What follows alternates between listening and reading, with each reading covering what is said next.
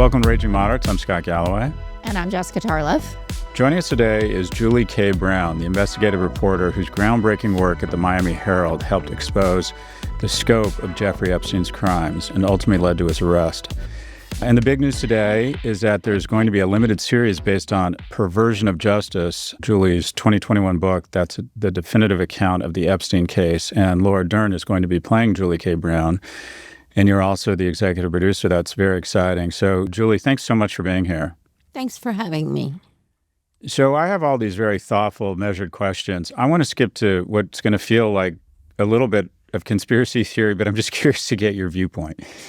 I can't understand, when I see this whole thing, we're missing something here. And when I read about the fact that he was given, I think it was 6 months house arrest on what is supposed to be a 5-year minimum, and I read about the power and potentially the involvement of different security apparatus from different nations, is your sense that somewhere along the lines, as the truth comes to bear here, that the CIA, the Mossad, and other intelligence services played a bigger role here than maybe that has come to light? And I realize I might have my tinfoil hat on here, but it doesn't mean I'm wrong.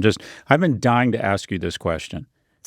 I think that what we're learning, we're getting kind of crumbs of this, I think, in these files, which I've been buried in for about 2 months now, 3 months. And you do see indications that he definitely had his tentacles into some kind of intelligence operations in various ways. Now, was he employed by the CIA or by Mossad?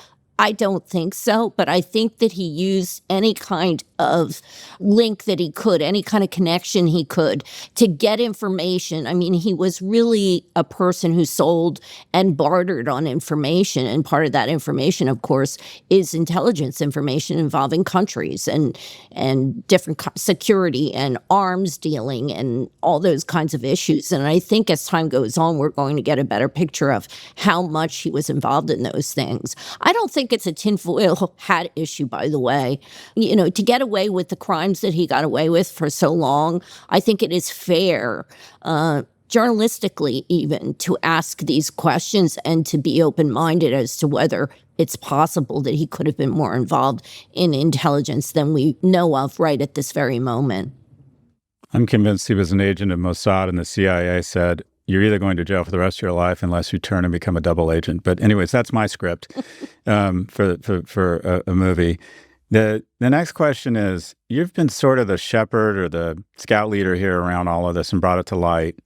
I'm curious how you personally feel, because the most chilling moment in Attorney General Bondi's testimony was when Representative Jayapal asked some survivors to stand up and ask them if they had been contacted by the DOJ and interviewed. And not only had they not been contacted, but the victims had reached out to the DOJ and were stonewalled.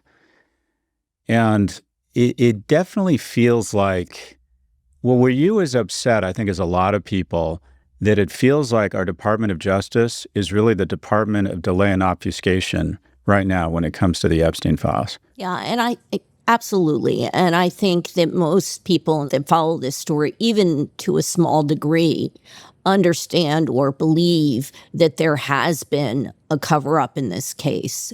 I don't think anybody really understands why, except for the obvious that there are some very powerful moneyed people in these files or who were associated with Epstein who don't want their association known. But I absolutely think that Bondi has been given marching orders. Initially, her marching orders were release, the binders or release the client list or whatever you want to call it. And she was all gung-ho toward that. Then all of a sudden it got a little too hot. And I guess some people got worried on what that meant. And then they changed gears and said, nothing to see here. We're not going to release anything. So she got new marching orders, and that was to do everything, I think, in her power to not release the information. So I think that the American public is pretty sharp in understanding exactly what's happening here. Yeah. Thank you again for being here. I'm so psyched about this, and congratulations on the series. Laura Dern is a high compliment to come in and play you. Yeah. I want to also be a little tinfoil hatty, but then also serious about it, though. The intersections are aplenty between them. And you've been writing about this and commenting on the last days of Jeffrey Epstein within the Metropolitan Correctional Facility.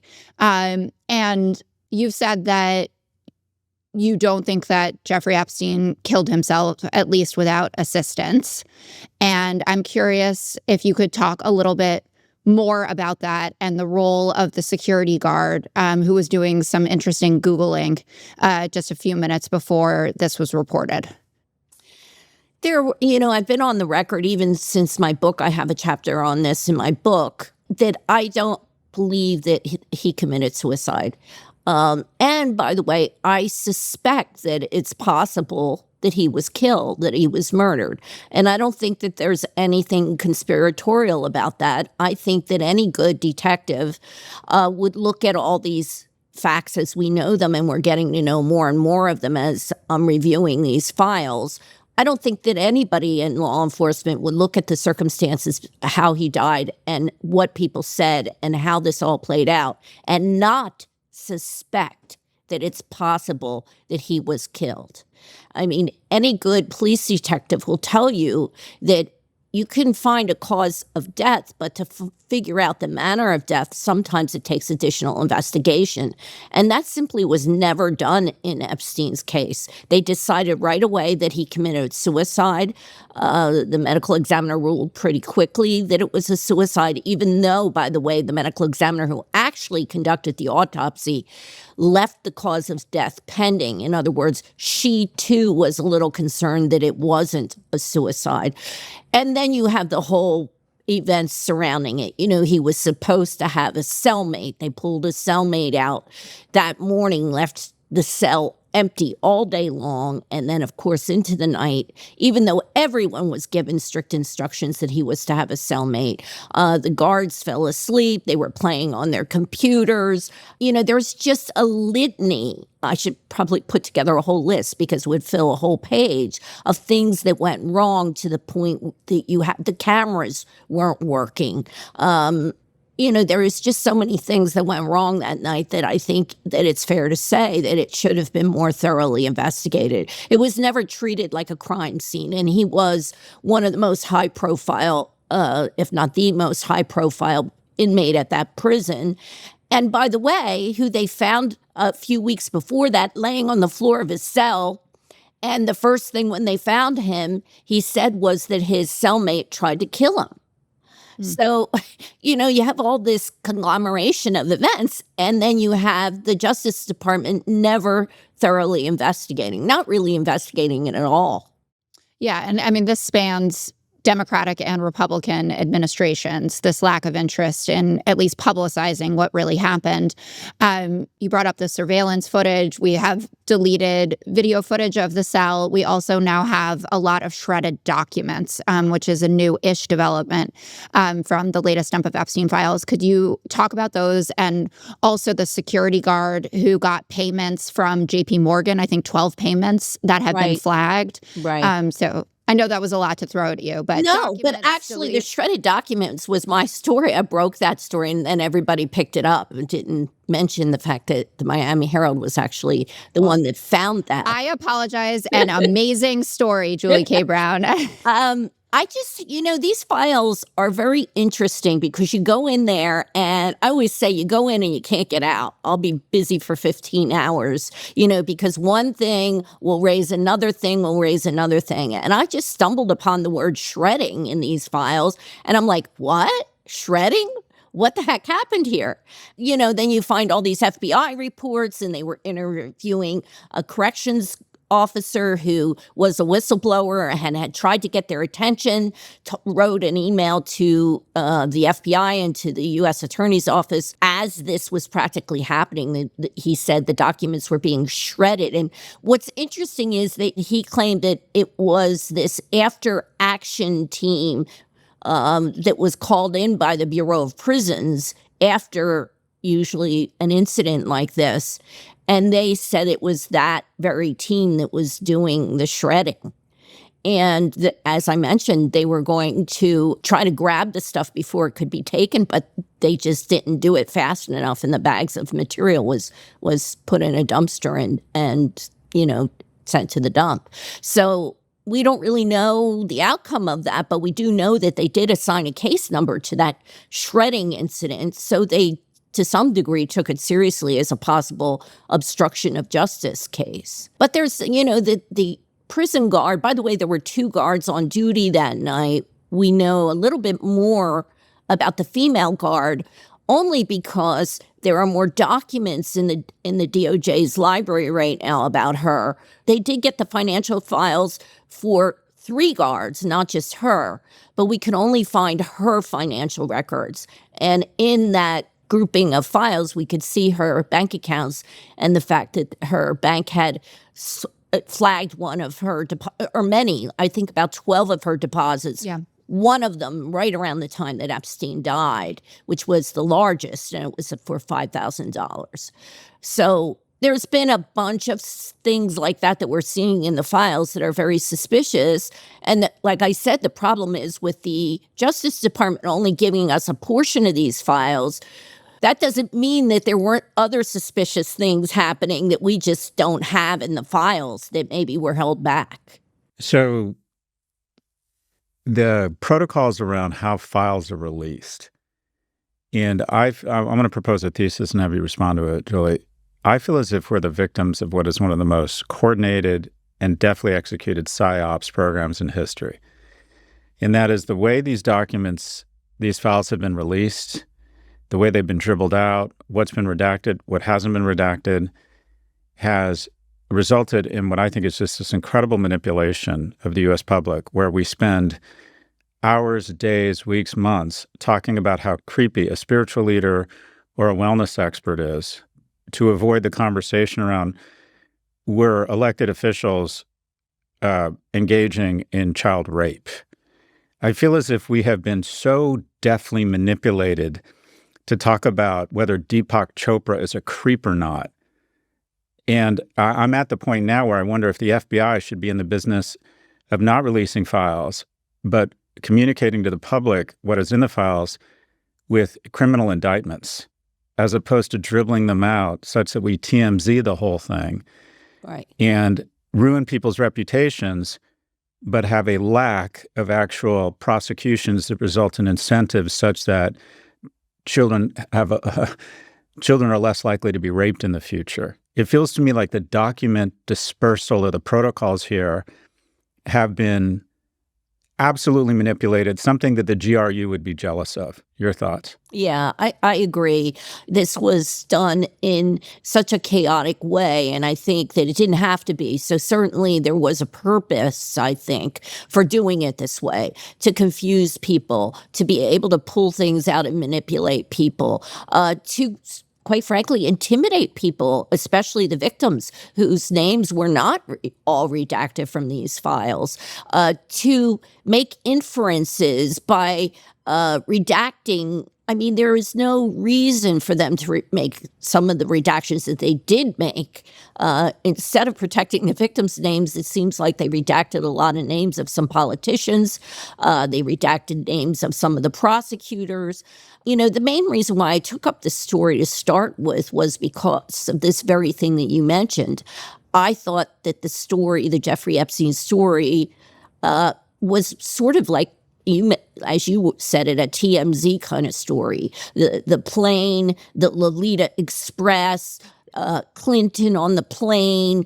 It was the sensationalness of this story that was what everybody was hanging their stories on, maybe for clicks, I don't know. And what troubled me about this is I knew that there was a serious story to be told about the fact that these prosecutors let this man off the hook and that they allowed him and his lawyers to manipulate the criminal justice system. And I thought, that's really the story here about how he was able to get off. And then think about all the girls and young women that he sexually abused after Florida, after he was under investigation in Florida.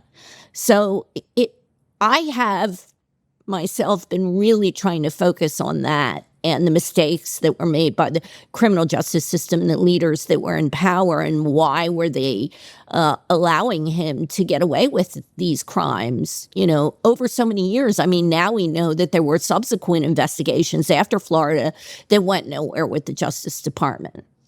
Yeah, I'm curious on that point.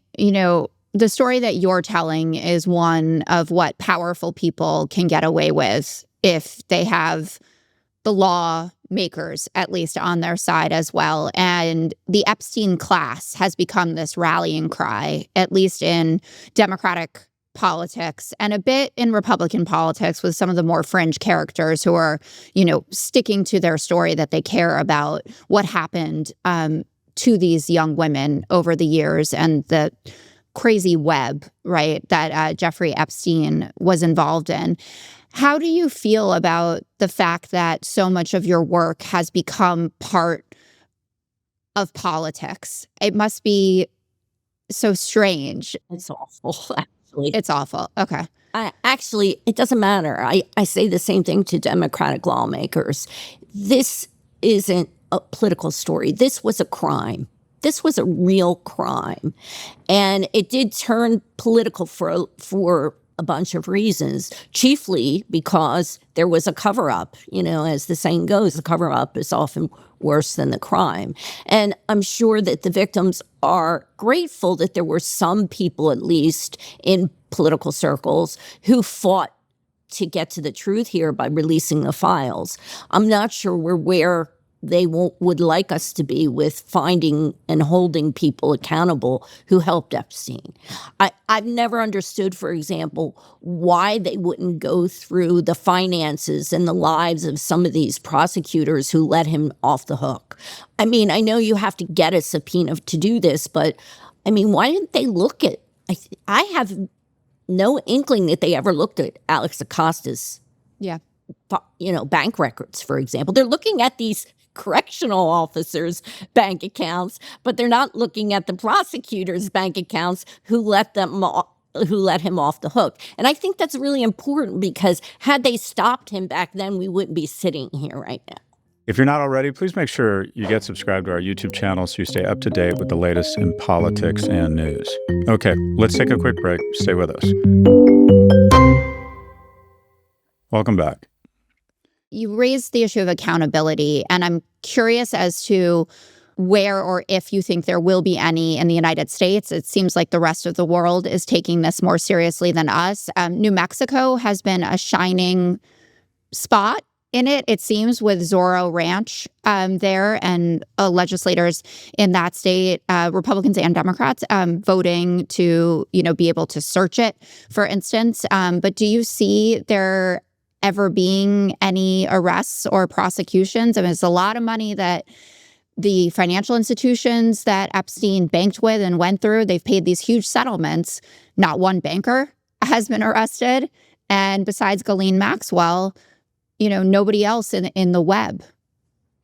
Yeah, I don't think we're going to see it right now with the Trump administration, because people like Scott Bessent is blocking Senator Wyden's effort to look at Epstein's taxes and his financial records. So there has to be, I think, on the part of the public, they have to continue pressuring their lawmakers to force the Trump administration to be more transparent.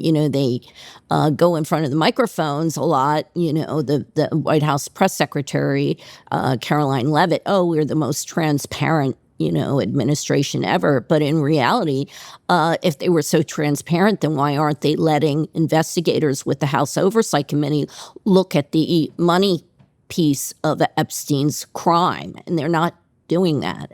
So I think that, it's incumbent upon the public, at least while Trump is still in office, to force lawmakers to pressure the White House to release those records. And that's just one of them. I mean, there's tons of other stuff in there I don't think we have. We don't have a lot of information about Epstein's early years. He had an SEC investigation.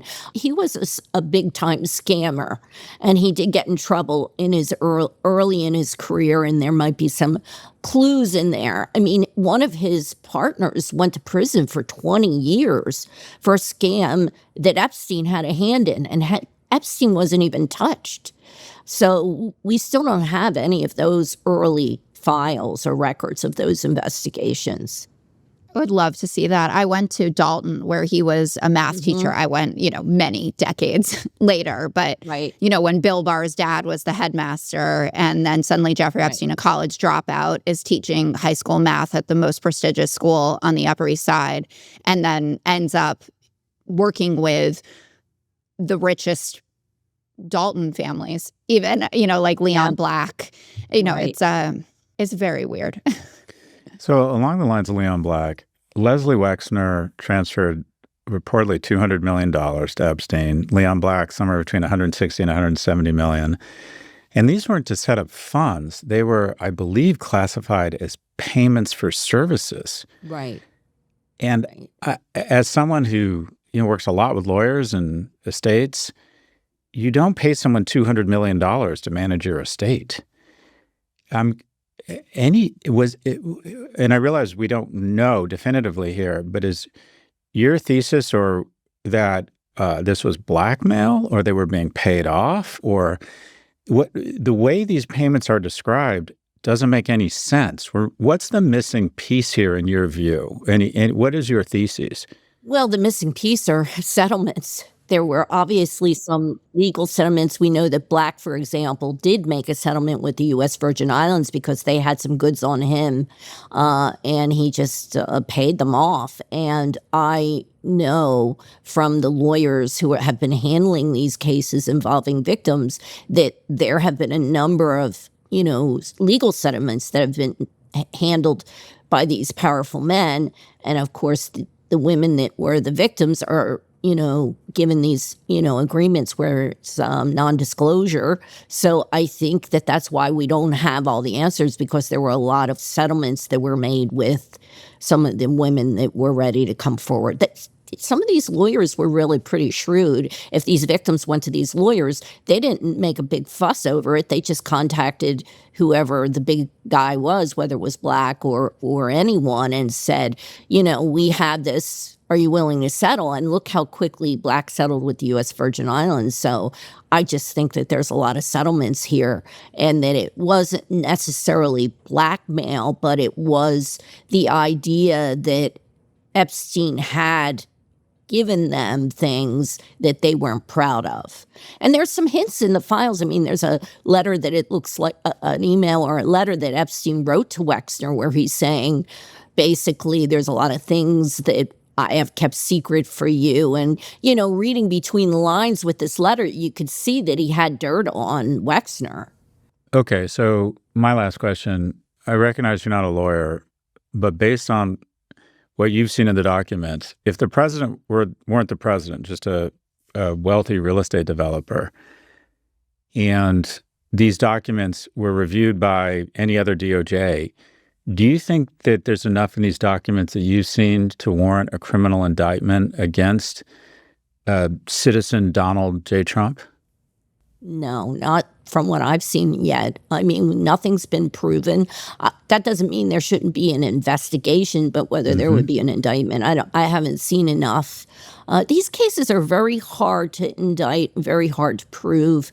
We're talking about, the sexual assaults that happened, if they happened, 20 years ago. I mean, I sat through Maxwell's trial, and even those victims that testified, they were very shaky for obvious reasons. It wasn't because they were, I think, misleading or being untruthful. It's just you're raising all this horrible trauma that they experienced again, and trauma victims like that, especially child trauma victims, their brain is been traumatized, and they don't remember exact dates, exact times. It's very hard to prove these cases. And I do think that the Justice Department kind of shoved these allegations aside, and it appears they just let them sit there and did not do the due diligence that I think they needed to do. Julie K. Brown is the investigative reporter whose groundbreaking work at the Miami Herald helped expose the scope of Jeffrey Epstein's crimes and ultimately led to his arrest, and is largely credited with arguably the biggest story that almost wasn't a story. So it's a real honor to have you, and thanks for your good work. Thanks for having me.